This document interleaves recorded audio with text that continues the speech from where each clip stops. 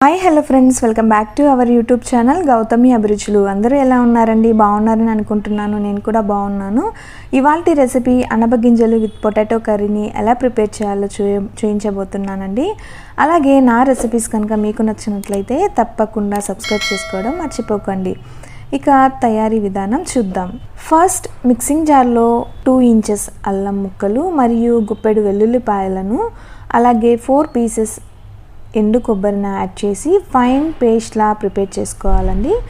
చూడండి, ఇలా ప్రిపేర్ చేశాక ఈ పేస్ట్ని మరొక కప్లోకి తీసుకుందాం. ఇదే మిక్సీ జార్లో 2 మీడియం సైజ్ టొమాటోలను తీసుకున్నానండి. స్లైసెస్లా కట్ చేసుకుని ఫైన్ పేస్ట్లా దీనిని కూడా ప్రిపేర్ చేసి ప్లేట్లోకి తీసి పక్కన ఉంచుకుందాం.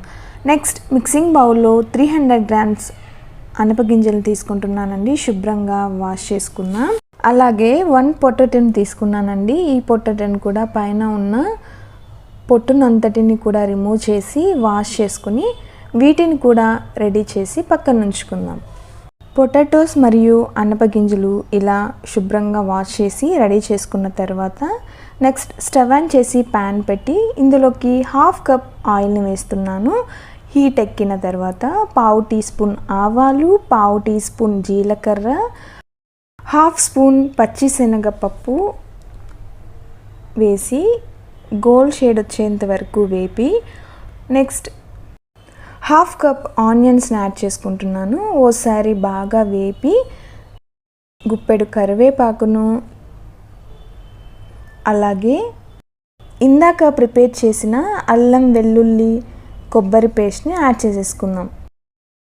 వీటంతటినీ కూడా లైట్ గోల్డ్ షేడ్ వచ్చేంత వరకు వేపి నెక్స్ట్ టొమాటో ప్యూరీని యాడ్ చేసేసుకోవాలి.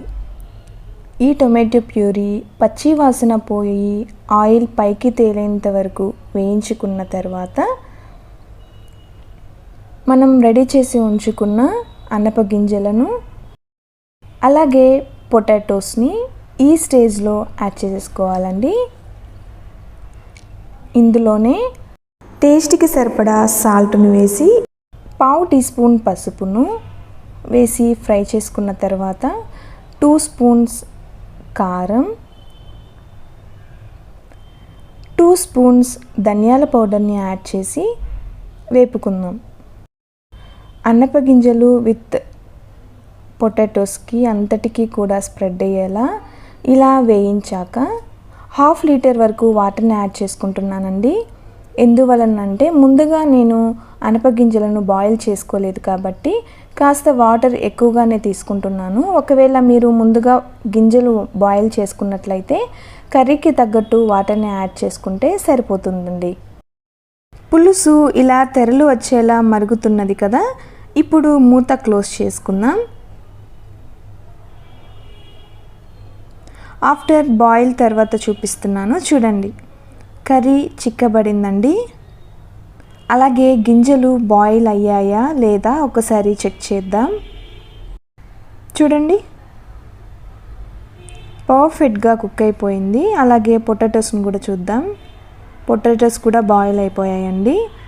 ఇవి బాయిల్ అవ్వడానికి నాకు 15 to 20 minutes టైం పట్టిందండి. అలాగే ఇందులోకి 1/2 కప్ చింతపులుసును యాడ్ చేసుకుంటున్నానండి. మంచి టేస్ట్ కోసం పుల్లంగా కారంగా చాలా టేస్టీగా ఉంటుందండి. ఇప్పుడు 1/2 టీ స్పూన్ గరం మసాలాను చివరగా కొత్తిమీరతో గార్నిష్ చేసి బాగా కలిపి ఓసారి టేస్ట్ చూసుకుందామండి. కారం, పులుపు లేదా సాల్ట్ ఏదైనా తక్కువగా ఉంటే మరలా ఇప్పుడు యాడ్ చేసుకోవచ్చు. అంతేనండి, ఎంతో పుల్లని కారంగా అనపగింజలు విత్ పొటాటో కర్రీ రెడీ. రాగి సంగటి, రైస్, రోటీస్లోకి సూపర్ టేస్ట్ అండ్ కాంబినేషన్ అండి. ఇలా ఒక్కసారి మీరు కూడా ట్రై చేయండి. చాలా చాలా టేస్టీగా ఉందండి. చూసారుగా ఫ్రెండ్స్, నా రెసిపీస్ మీకు నచ్చాయా? అయితే తప్పకుండా సబ్స్క్రైబ్ చేసుకుని లైక్ చేసి మీ ఫ్రెండ్స్ అండ్ ఫ్యామిలీ మెంబర్స్తో కూడా షేర్ చేసుకోండి. మరిన్ని న్యూ రెసిపీస్ మళ్ళీ కలుద్దాం. Thanks for watching. బాయ్.